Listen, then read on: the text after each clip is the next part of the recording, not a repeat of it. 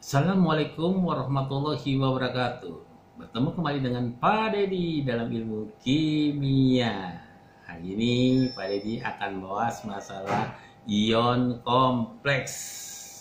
Ya, ion kompleks.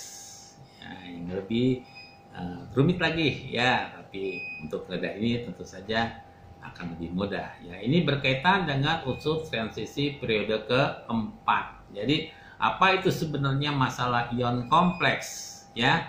Jadi ion kompleks itu ada suatu struktur di mana kation logam atau atom pusat dikelilingi oleh dua atau lebih anion atau molekul netral yang kita kenal namanya adalah ligan.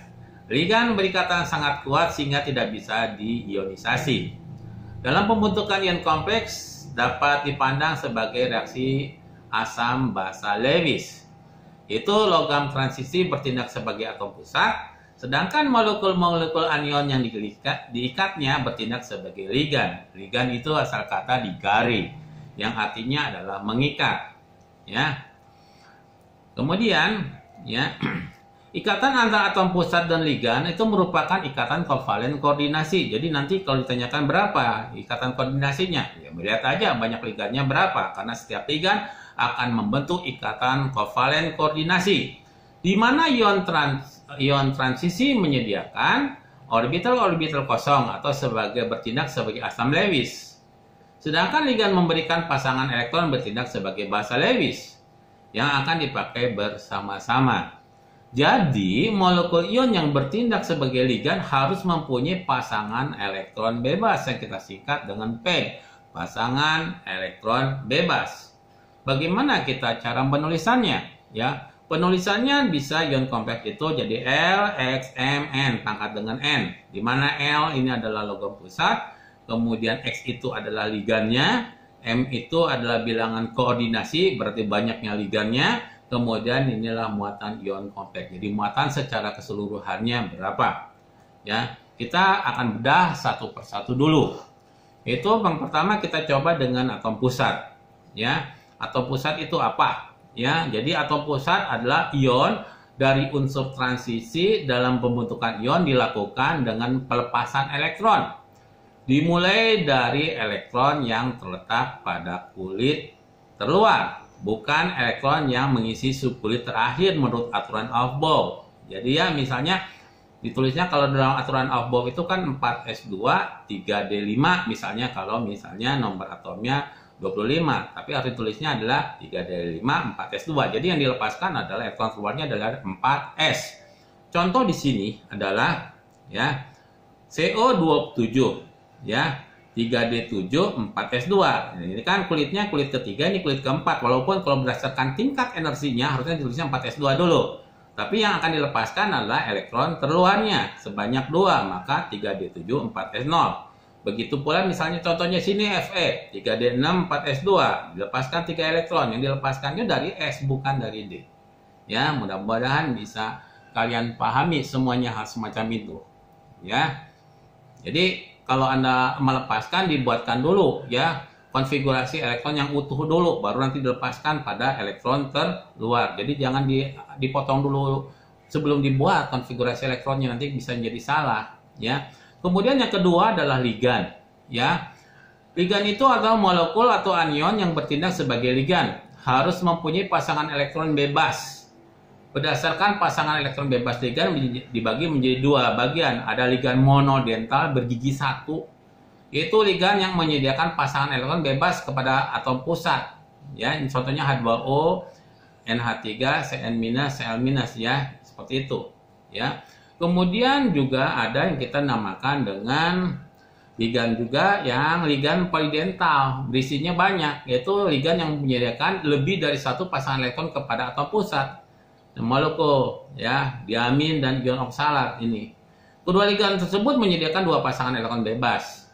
Senyawa kompleks yang mengandung ligan polidental disebut senyawa kelat, ya, artinya cakar. Sebab ligan mempunyai kation dengan beberapa cakar seperti seekor kepiting, ya, seperti seekor kepiting.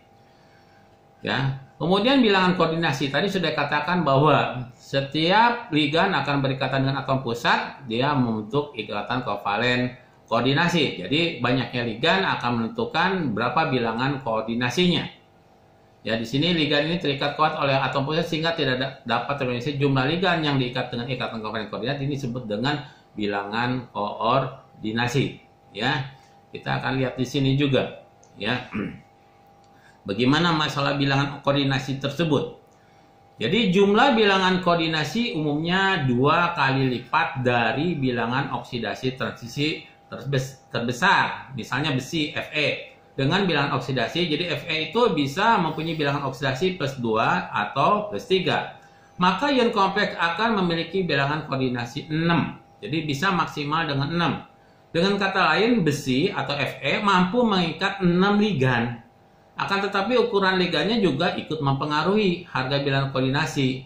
Jadi kalau ligannya kecil-kecil ya bisa 6, tapi kalau ligannya besar ya mungkin tidak 6 atau bahkan mungkin 4. Makin besar ukuran ligan, makin sedikit jumlah ligan tersebut yang dapat terikat pada atom pusat logam. Nah, di sinilah misalnya saja Fe, ya di sini Fe dia bisa mempunyai 6 ligan di sini.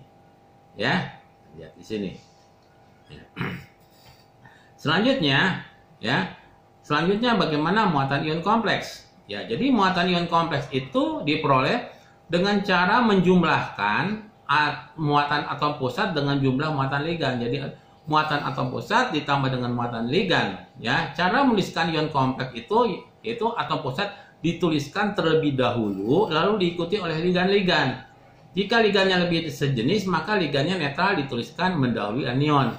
Jadi kalau misalnya penulisannya itu ya, ligan dulu, atom pusat dulu, baru dibarengi dengan ligan-ligan. Nah, kalau ligannya sekarang ada ligan yang netral, ada ligan yang yang bermuatan, maka ligan netral dulu. Contohnya di sini, ion kompleks tersusun dari atom pusat Fe, berarti Fe, dan 6 ligan H2O, 6 ligan H2O. Muatan ion kompleksnya adalah plus 3. Plus 3. Bilangan koordinasi, ya jumlah ligannya adalah 6. Jadi kita bisa menuliskan Fe, H2O-nya ada 6, kemudian muatan ion kompleksnya adalah plus 3. Ya. Lanjut kita lanjutkan lagi, contoh yang lain lagi. Misalnya ion kompleks tersusun dari 6 buah ligan H2O, muatan ion kompleksnya 0. Ya, muatan ion kompleksnya plus 3 ditambah 6 dikali 0 karena H2O netral, maka plus 3. Jadi bilang koordinasi jumlah ligannya Fe H2O 6 kali plus 3. Hal semacam itu. Ya. Kemudian ion kompleks tersusun dari CO3+ dan 4 buah ligan NH3 dan buah ligan Cl, gitu sih seperti ini. Muatan ion kompleksnya, berapa muatan ion kompleksnya gitu kan. Jadi muatan ion kompleksnya plus 3, 4 kali 0, 2, min 1, berarti plus 1. Bilangan koordinasinya ada 2 dan 4, maka di sini tulisnya CO NH3 4 kali Cl2 plus 1. Di sini muatannya seperti itu. Ya. Kita lanjutkan lagi, ya. Apalagi ion kompleks tersusun dari Cl3 plus 6 NH3. Kita hitung lagi berapa muatan ion kompleksnya. Cl-nya ada plus 3, NH3 tidak bermuatan 6, 0, maka kita jumlahkan plus 3. Bilangan koordinasinya 6 karena NH3-nya ada 6, maka tuh Cl NH3 6 kali plus 3. Ion kompleks tersusun dari atom Zn, Zn12 4 buah ligan NH3. Zn plus 2, NH3 tidak bermuatan 4, 0, maka muatan ionnya adalah plus 2. Bilangan koordinasinya adalah 4 karena jumlah ligannya ada 4. NH3 4 kali plus 2. Ya, gambarnya seperti ini yang Anda ya bisa kita lihat. Ya. Lalu bagaimana kita memberikan nama? Ya. Bagaimana kita memberikan tanda nama ion kompleks? Ya. Jadi tata nama ion kompleks mengikuti aturan sebagai berikut, ya. Yaitu jumlah ligan, nama atom pusat, bilox atom pusat. Jadi jumlah ligannya dulu.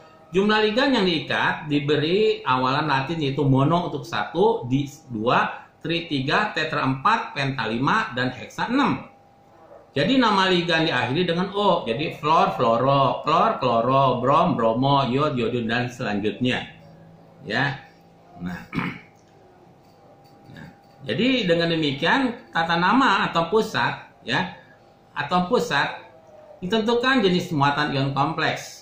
Jika ion kompleksnya bermuatan positif, maka atom pusat diberi nama sesuai dengan nama logamnya. Misalnya ferum, argentum. Jika ion kompleksnya bermuatan negatif, ion anion, maka atom pusatnya diberi nama dengan akhiran art. Jadi tadinya ferum menjadi ferat, argentum menjadi argentat. Ya, argentum menjadi argentat. Kemudian bilangan oksidasinya. Bilangan oksidasi atau pusat ditulis dengan angka Romawi dalam kurung. Jadi sini 1, 2, 3. Ini ion tetra amino dikloro ion. Jadi bacanya seperti ngaji. Ion tetra amino dikloro kromium 3, karena bilangan muatan ion ininya bilangan oksidasinya krom adalah 3. Ion heksas nitro kobalta 3, karena di sini jadi jangan dilihat muatan atasnya, tapi dihitung dulu berapa nilai muatan dari kobalt tersebut, ya. Selanjutnya bisa kita lihat lagi senyawa kompleks berikutnya adalah kation kompleks. Jadi kalau kation kompleks sama anion kompleks, ya ini kompleks kita gabungkan, ya seperti ini. Kation sederhana kalau kita gabungkan, kita pecahkan, ya kita pecahkan. Jadi ini kation ion kompleks, kalau dipecahkan menjadi ion kompleks dan anionnya. Ini juga sama, ya kation kompleks, ya sederhananya ini kompleksnya, ya. Ini kation kompleks, anion kompleksnya, ya. Segera Bapak cukupkan sekian, mudah-mudahan kalian dapat memahaminya, ya.